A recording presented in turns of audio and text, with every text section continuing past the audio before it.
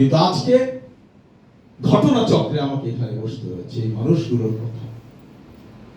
আগুন শুনেছি, আগুন ঝরেছে এখানে আলোচনার মধ্য দিয়ে, সাহসের স্ফুলিঙ্গ এখানে দেখেছি। দেখেন,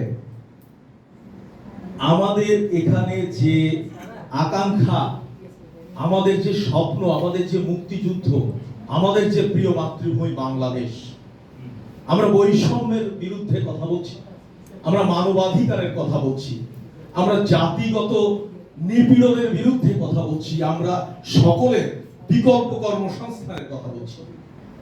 একটি বিষয় দেখেন, ঋষিদের সেই জ্ঞান চর্চার সূচনার তিনটি প্রধান বাক্য, তিনটি প্রধান শর্ত, তিনটি প্রধান যুক্তি এবং কথা হচ্ছে আকুতি সব একই হোক, সবার আকুতি এক হোক, এটা হচ্ছে প্রথম কথা।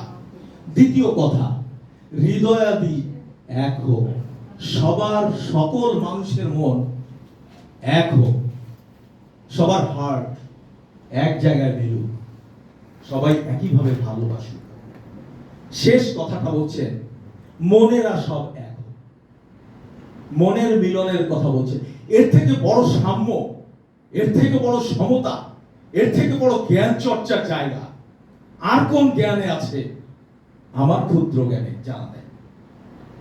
বন্ধুরা, আমাকে 5 মিনিট বলতে বলেছিলেন, আমি যদি একটু 2-1 মিনিট সময় নেই আমাকে মাফ করবেন।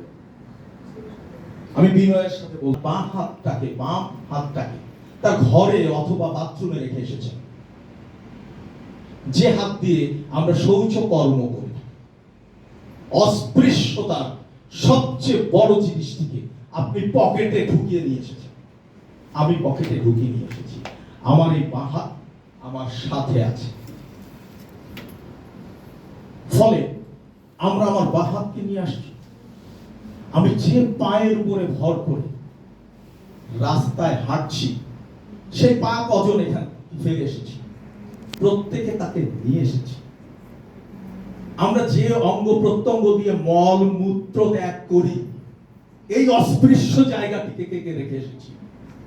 একটি মানুষ যদি বলতে পারে যে আমি মার্কিন যুক্তরাষ্ট্রের হোয়াইট হাউসে গিয়েছিলাম আমার এই সব অস্পৃশ্যতাকে রেখে, আমি চ্যালেঞ্জ করে বলতে পারি এইটি সম্ভব না। সুতরাং এসডিজি বলছে, টেকসই লক্ষ্যমাত্রা উন্নয়ন বলছে, একজন মানুষকেও পিছিয়ে রেখে, শরীরের একটা পশমকে পিছিয়ে রেখে যেভাবে হোয়াইট হাউসে ঢোকা যায় না, একজন মানুষকেও পিছিয়ে রেখে টেকসই উন্নয়ন লক্ষ্যমাত্রা অর্জন অসম্ভব। প্রত্যেকটা মানুষকে, আবার আপনাদের মনে হতে পারে আমি লম্বা লম্বা বক্তৃতা করছি, আমি ব্যক্তিটা কেমন? ভাই, আজকে সকালেও আমি আমার নিজের ঘরে নাস্তা করার প্লেটগুলি ধুয়ে এসেছি। সেই সংবেদনশীলতাটা আমাকে রাখতে হবে, আমাকে থাকতে হবে। এই জায়গাগুলিতে নারীর অধিকারের কথাও আমরা বলতে পারি। যাই হোক, আমি একটু আমার প্রসঙ্গে, আমাদের কাজের প্রসঙ্গে একটি দুটি কথা বলি। আপনারা শেরপুর যাবেন, শেরপুরে এখন একজন হিজড়া হাততালি দিয়ে ভিক্ষা করে খায়। আমরা জন উদ্যোগের পক্ষ থেকে সরকারের সাথে অ্যাডভোকেসি করেছি, কথা বলেছি, এই হিজড়া জনগোষ্ঠীকে নিয়ে গিয়েছি। আমি মাননীয় এমপি মহোদয়, বিভিন্ন রকম সামাজিক সুরক্ষার ব্যবস্থা আছে, এর মধ্যে 56টা সুরক্ষা শুধুমাত্র সমাজসেবা দেয়। আমি আপনাদেরকে একটা কথা বলতে চাই, আমরা গত 13 তারিখে সমাজসেবা অধিদপ্তরের বিভাগীয় কর্মকর্তাদের সাথে বসেছিলাম।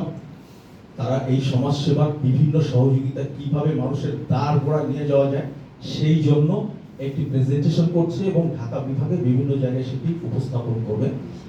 আমার সংগঠন জন উদ্যোগ এবং ইনস্টিটিউট ফর এনভায়রনমেন্টাল ডেভেলপমেন্ট আইনি আমরা সেখানে থাকবো, এই যুক্ততায় আছে। আপনাদের সবাইকে আহ্বান করবো, আসেন। আপনাদের ঋষিপল্লী, হরিজনপল্লী, সেই জায়গাগুলিতে এগুলি কিভাবে দেখানো যায় এবং দ্বার গোড়া কিভাবে পৌঁছে দেওয়া যায়, সেই জন্য আমরা আপনাদের সাথে মিলিতভাবে কাজ করব।